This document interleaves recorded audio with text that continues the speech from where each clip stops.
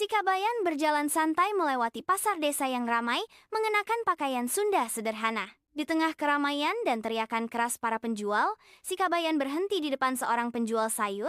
Si Kabayan menawar dengan penjual, menggunakan perumpamaan dan teka-teki dalam gaya khasnya untuk menurunkan harga. Si Kabayan menuntun kerbaunya melewati sawah yang banjir, matahari bersinar terik. Seorang tuan tanah mendekati si Kabayan, wajahnya menunjukkan kesombongan dan ketidaksabaran. Tuan tanah berteriak, "Kerja lebih cepat, atau aku akan mengambil ladangmu." Si Kabayan menjawab dengan tenang, "Saya bekerja secepat mungkin, Tuan.